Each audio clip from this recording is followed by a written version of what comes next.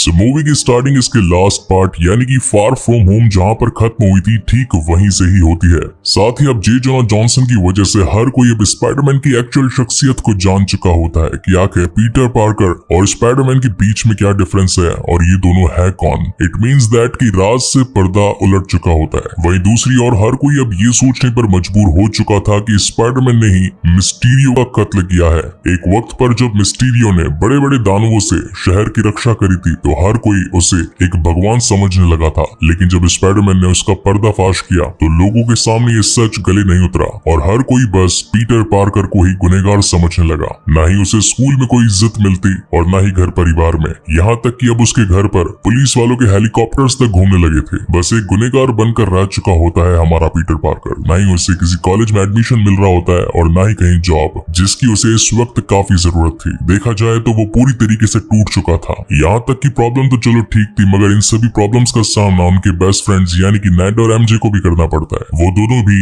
इन सभी गतिविधियों के चलते किसी भी कॉलेज में अपना एडमिशन नहीं करवा पा रहे थे और यही रीजन होता है कि इन दोनों के बारे में सोचता हुआ सीधा पीटर पार्कर पहुंच जाता है इस मुसीबत के हल को निकालने के लिए डायरेक्ट डॉक्टर स्ट्रेंज के पास और उन्हें सारा सिनेरियो समझाता है कि मिस्टीरियो की गई गलतियों की सजा मुझे और मेरे दोस्तों को मिल रही है। मेरी आइडेंटिटी पूरे शहर में रिवील हो जाने की वजह से मेरी पूरी फैमिली भी दिक्कत में आ चुकी है। तो क्या आप मेरे लिए कुछ ऐसा कर सकते हैं जिसकी वजह से पूरी दुनिया में जो भी लोग पीटर पार्कर यानी कि बीइंग स्पाइडरमैन को जानते हैं उनकी याददाश्त से मेरी हकीकत मिट जाए। उसी वक्त वहाँ पर वोंग की भी एंट्री होती है जो ये सारी बातें सुन रहा होता है। हालांकि वोंग वहाँ पर डॉक्टर स्ट्रेंज को ऐसा करने से मना करता है और साथ ही ये भी कहता है कि इस वक्त सॉर्सरर सुप्रीम वो है ना कि डॉक्टर स्ट्रेंज, क्योंकि 5 साल ब्लिप में बिता देने की वजह से सैंक्टम सैंक्टोरियम का सारा हिसाब किताब वोंग ही रख रहा था। यहाँ वोंग डॉक्टर स्ट्रेंज को मना भी करता है कि स्पाइडरमैन की हेल्प मत करना, लेकिन स्ट्रेंज को पता था कि लास्ट टाइम थैनोस की जब फाइट हुई थी तब स्पाइडरमैन ने उसका कितना पुरजोर साथ दिया था and that is the only reason यहाँ पर डॉक्टर स्ट्रेंज पीटर पार्कर की मदद करने के लिए तैयार हो जाते हैं। जिसके बाद में ये दोनों ही पहुंचते हैं एक नीचे के तहखाने में जिसका नाम होता है जिरेंट और यहाँ पर डॉक्टर स्ट्रेंज अपने सभी मंत्रों की ताकत से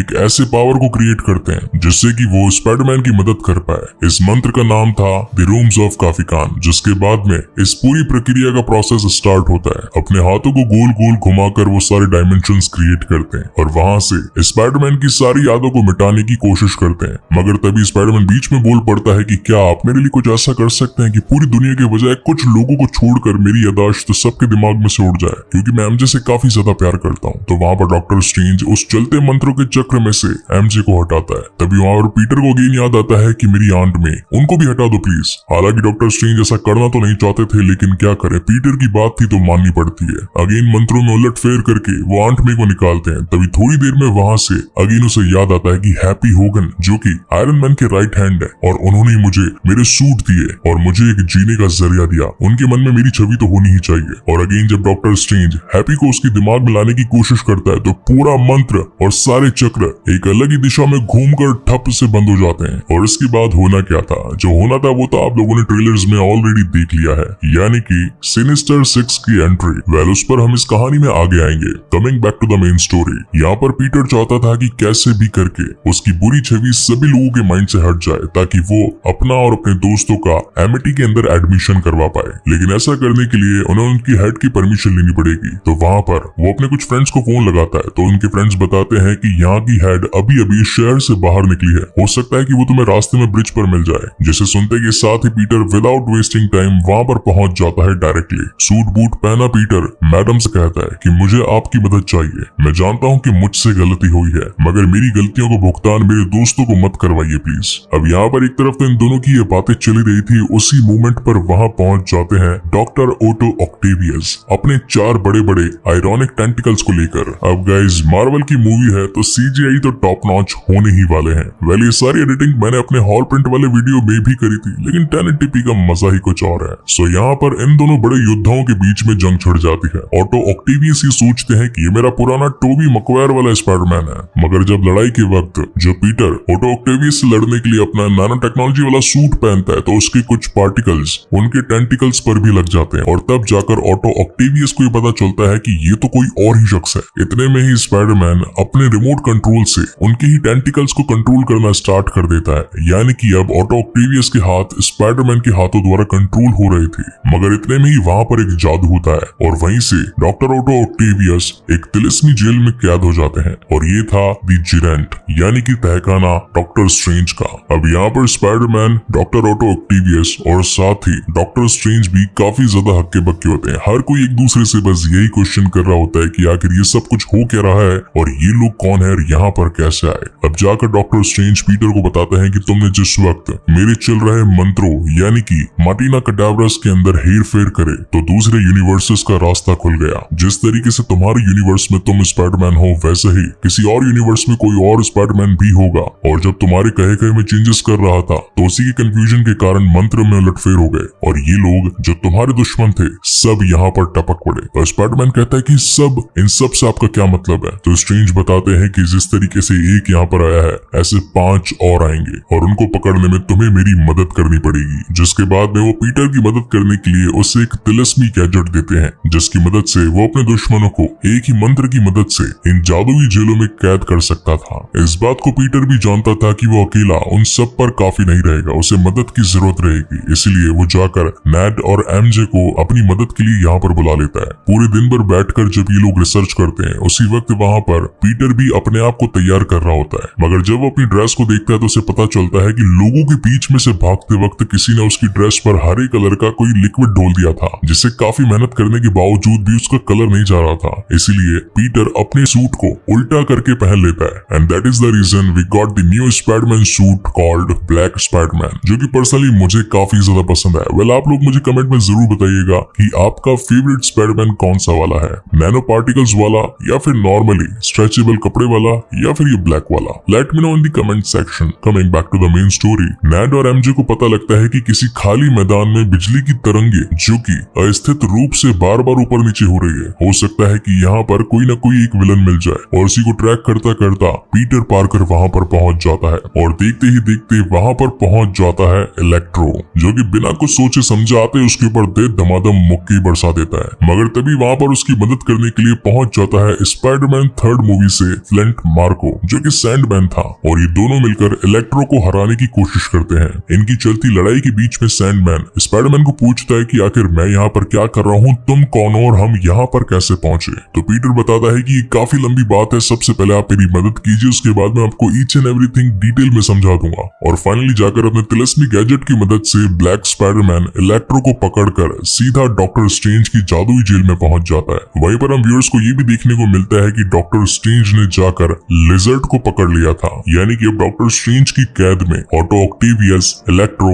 सैंडमैन और साथ ही कर्ट कॉनर्स आ चुके थे और अब बारी थी नॉर्मन ऑसबॉर्न की, यानी कि हमारे ग्रीन गॉब्लिन। वेल देखा जाए तो ग्रीन गॉब्लिन एक नहीं बल्कि 2 शख्सियत थी। पहली शख्सियत जिसके अंदर नॉर्मन ऑसबॉर्न एक बिजनेसमैन है, वहीं पर दूसरी शख्सियत ग्रीन गॉब्लिन की जो कि एक विलन है और अपने सामने किसी और शक्तिशाली इंसान को टिकने देना नहीं चाहता। हालांकि इन 2 शख्सियतों के बीच में नॉर्मन ऑसबॉर्न अपनी पहचान को पकड़ते हुए सीधा पहुंच जाते हैं आंट मे के पास में और बता देते हैं अपनी सारी सच्चाई कि मैं 2 जिंदगियां जी रहा हूँ। उसी वक्त वहाँ पर पीटर भी पहुंच जाता है और नॉर्मन ऑसबॉर्न को ये समझाने की कोशिश करता है कि मैं आपकी मदद कर सकता हूँ, आपको वापस से इंसान बना सकता हूँ और आपने आज तक जो भी प्रॉब्लम्स फेस करी है उन सभी का सोल्यूशन भी निकाल सकता हूँ। जिसे सुनने के बाद में नॉर्मन ऑसबॉर्न भी पीटर के साथ डायरेक्ट डॉक्टर स्ट्रेंज के सैंक्टम सैंक्टोरियम के द जिरेंट तहखाने में पहुंच जाते हैं। वहाँ पर जब सभी एक दूसरे से मुलाकात करते हैं तो ऑटो ऑक्टेवियस कहते हैं कि तुम्हें तो मरे काफी साल हो गए, आखिर तुम जिंदा कैसे हो। तभी नॉर्मन ऑसबॉर्न कहते हैं कि हाँ मैंने भी तुम्हारे बारे में सुना था। और बातों ही बातों में इन सभी को क्लिक होता है कि जिस वक्त ये लोग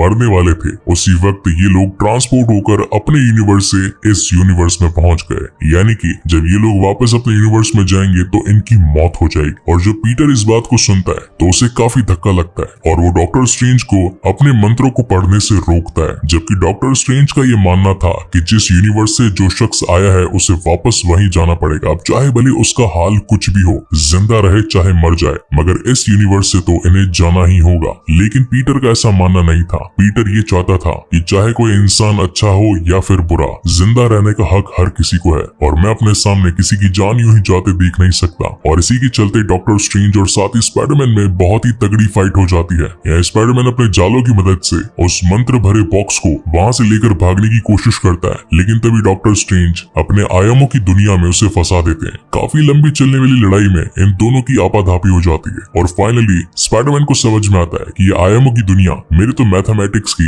एक छोटी सी इक्वेशन जैसी है और वो अपने ज्योमेट्रिकल मैथ को यूज करता हुआ उस आयामों की दुनिया में ऐसे शेप्स बनाता है जिसके अंदर डॉक्टर स्ट्रेंज खुद ही फंस कर रह जाते हैं और पीटर उस मंत्रों के बॉक्स को लेकर वहां से भाग जाता है और डॉक्टर स्ट्रेंज वहीं ग्रैंड कैनियन में फंसे रह जाते हैं। वहां से आने के बाद में पीटर को ये बात बताती कि हैप्पी होगन के पास में टोनी स्टार्क द्वारा दी गई एक ऐसी मशीन है जिससे कि हम कुछ भी क्रिएट कर सकते हैं, चाहे कोई मेडिसिन, चाहे कोई सूट या फिर कोई भी न्यू गैजेट। इसीलिए वो उन पांचों विलन्स को लेकर पहुंचता है सीधा हैप्पी होगन के घर पर और वहां पर जाकर उसी मशीन की मदद से नए नए गैजेट्स बनाकर उन पांचों को ही ठीक करने की कोशिश करता है। नंबर 1 पर आते हैं डॉक्टर ओटो ऑक्टेवियस, जिनके लिए वो एक ऐसी नैनो पार्टिकल की चिप बनाता है जो कि उनके टेंटिकल्स को उन्हीं के माइंड द्वारा कंट्रोल करवा सके, क्योंकि लास्ट टाइम स्पाइडरमैन 2 में जब वो अपने टेंटिकल्स को यूज करने वाले थे तो वो चिप टूट चुकी थी, जिसकी वजह से वो सारे टेंटिकल्स बेकाबू हो चुके थे। और उसके बाद में बारी आती है इलेक्ट्रो की, जहाँ पर पीटर उन्हें अपनी इलेक्ट्रिसिटी को कंज्यूम करवा देने वाले डिवाइस को उन पर लगा देता है ताकि वो डिवाइस उसके शरीर से सारी बिजली को सोख कर उसे वापस से इंसानी रूप में बदल दे। मगर इसी बीच नॉर्मन ऑस्मोन की दूसरी शख्सियत सारे किए किराए पर पानी फेर देती है और वहाँ पर वो झगड़ा करना स्टार्ट कर देता है और सारे के सारे विलन्स को पीटर के खिलाफ भड़का देता है। उसी झगड़े में ग्रीन गॉब्लिन का साथ देने के लिए इलेक्ट्रो भी हाथ मिला लेता है और दोनों मिलकर पीटर को मारने लगते हैं। वेल यहाँ पर सैंडमैन चाहता तो उसकी मदद कर सकता था, लेकिन इन दोनों बड़े योद्धाओं को देखकर वो भी वहां से भाग निकलता है और अब देखते ही देखते ग्रीन गॉब्लिन और साथ ही इलेक्ट्रो का कहर पूरे शहर पर बरसने लगता है, जहाँ पर पीटर उन्हें रोकने की काफी कोशिश करता है। और साथ ही इतना ही काफी नहीं था कि इनकी चलती लड़ाई में अब कर्ट कॉर्नर्स यानी कि लिजर्ड भी शामिल हो चुका था। इन सभी के बीच में घमासान युद्ध होता है, मगर इतना ही काफी नहीं था। इस चलती लड़ाई के बीच में ग्रीन गॉब्लिन अपना गॉब्लिन बॉम्ब फेंक कर मार देता है उसी बिल्डिंग में और तभी एक जोरदार धमाका होता है जिसमें आंट में वहीं पर मारी जाती है। वेल ये सीन काफी ज्यादा इमोशनल था और जो लोग भी स्पाइडरमैन के फैन होंगे उन्हें ये सीन काफी ज्यादा रिलेटेबल लगेगा। देखा जाए तो सारी सिचुएशन आउट ऑफ कंट्रोल होती नजर आ रही थी, क्योंकि इस वक्त सारे विलन्स भाग चुके थे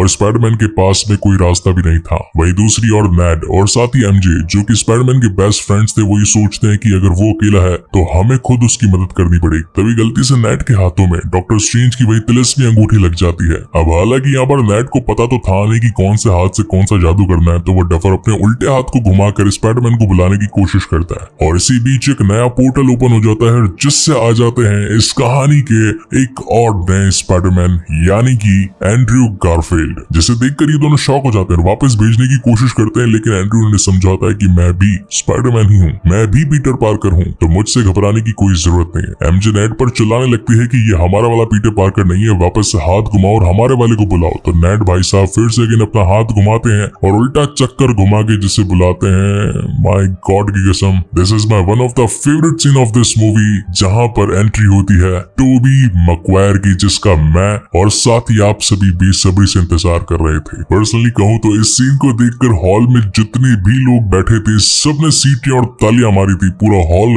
गुंजायमान हो चुका था। गुंजायमान बोले तो full hooting. Well coming back to the main story, यहाँ पर दोनों स्पाइडरमैन आमने सामने आते हैं, जहाँ पर ये दोनों ही आपस में पूछने लगते हैं कि भाई तुम कौन हो और आप कौन हो, जहाँ पर इन्हें पता चलता है कि ये भी अलग यूनिवर्स के अलग अलग स्पाइडरमैन्स हैं और इनके यूनिवर्स के सारे विलन्स अभी टॉम हॉलैंड के यूनिवर्स में आ चुके हैं, यानी कि अब इन दोनों की ड्यूटी है टॉम हॉलैंड वाले स्पाइडरमैन की मदद करना। जिसके बाद ये दोनों ही बिना वक्त गवाए पहुंच जाते हैं सीधा इस यूनिवर्स के पीटर पार्कर के पास में। नेड और एमजे ने बताया था कि जब भी पीटर हमेशा उदास होता है तो वो यहीं पर मिलता है। यहाँ पर फर्स्ट टाइम इन तीनों की मुलाकात होती है, जो कि सीरियसली एक अनबिलीवेबल मोमेंट था। सच कहूं तो स्पाइडरमैन के फैंस के लिए ये एक चमत्कार से कम नहीं था। खैर अब तो सभी ने देख ली होगी तो एक्साइटमेंट कम हो गया होगा, लेकिन मेरे लिए वो एक्साइटमेंट आज भी उतना ही बरकरार है जो शायद आपको मेरी इस वॉइस ओवर में महसूस हो रहा होगा। और अगर हो रहा है तो यार लाइक जरूर कर देना। वैसे बोलता नहीं हूँ, आज पता नहीं दिल कर गया तो कह दिया। और अब ये तीनों मिलकर वापस से अपने अपने विलन्स के लिए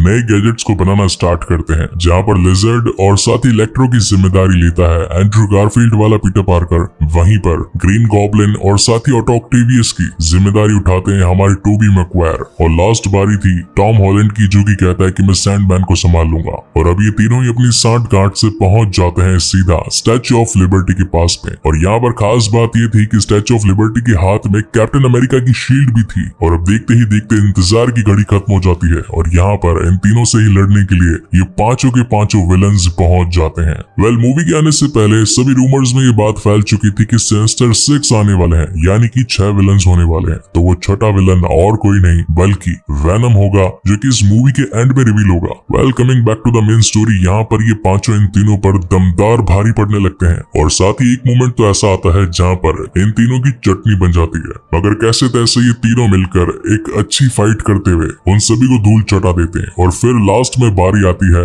ग्रीन गॉब्लिन की। यहाँ पर ये तीनों मिलकर इन पांचों को ही इन्हीं की गैजेट्स की मदद से ठीक करने की कोशिश करते हैं। मगर जब फाइनली बारी थी ग्रीन गॉब्लिन की, तो टॉम हॉलैंड का गुस्सा उस पर कहर बनकर बरसता है, क्योंकि उसकी वजह से उसकी आंट मे की जान चली गई थी और वो उसमें धमाधम मुक्के मारता है। लेकिन तभी दोनों स्पाइडरमैन आके उसे समझाते हैं कि जिसने गलती की है उसे उसकी सजा मिलेगी। अब इसे यही रहेगा कि हम इसे इसके यूनिवर्स में वापस भेज दें। और फिर इसी एंटीडोट की मदद से टॉम हॉलैंड उसकी इंसानों वाली शख्सियत में बदल देता है। इसी बीच हम ये भी देख पाते हैं कि अपनी ताकत का इस्तेमाल करके डॉक्टर स्ट्रेंज भी वहां पर पहुंच जाते हैं और इन तीनों को रोकने की कोशिश करते हैं। लेकिन तभी वहां पर नेड कहता है कि यहाँ पर टॉम काफी अच्छा काम कर रहा है, इन्हें अपना काम करने दीजिए, ये सब लोग बस इंसान बनने ही वाले हैं, आपका काम है कि वापस से इन्हें इनकी जिंदगी में यानी कि इनके यूनिवर्स में वापस भेज देना। जिसके बाद तो डॉक्टर स्ट्रेंज अपने मटीना कैडावरस वाले स्पेल का यूज करते हुए उसी यूनिवर्स के पोर्टल को वापस खोलते हैं। लेकिन इस पोर्टल को खोलते वक्त उन्हें एक और झलक दिखाई पड़ती है, जो कि थे दूसरे यूनिवर्सेस के दूसरे विलन्स, जो कि इस यूनिवर्स का रास्ता देख चुके थे,